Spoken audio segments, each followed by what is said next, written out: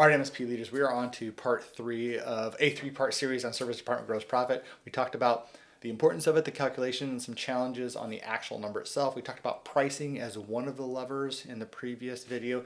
Now we're on to staffing. This one's a little more challenging because it can get pretty personal pretty quick. Because we love our team, we want them to succeed, we want them to be happy, but we can't overpay for our service team. If we do, right, that trickles through the organization and makes growth challenging in the future.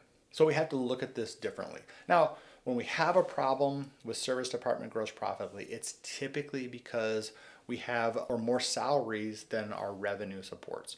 So we have to look at this 2 different ways. Number 1, if we don't want to downsize, which most of us don't want to do, right, we have to look at this as capacity.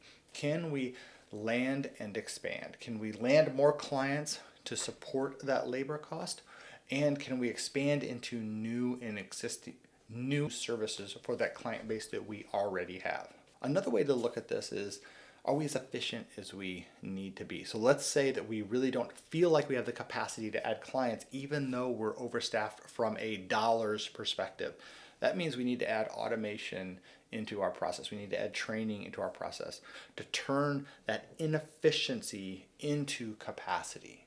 And that's it. This can be a complicated topic, and to try and do this in a total of about 5 or 6 minutes can be challenging, right? But make sure your calculations are right, make sure your pricing is right, and if your staffing feels a little off, look at automation, look at training before we start looking at downsizing, because a lot of times we can just add added pressure on that if we only manage to the numbers. I'm Jim Peterson, Principal Solution Advisor at ConnectWise, and I'm here to help, so hit me up.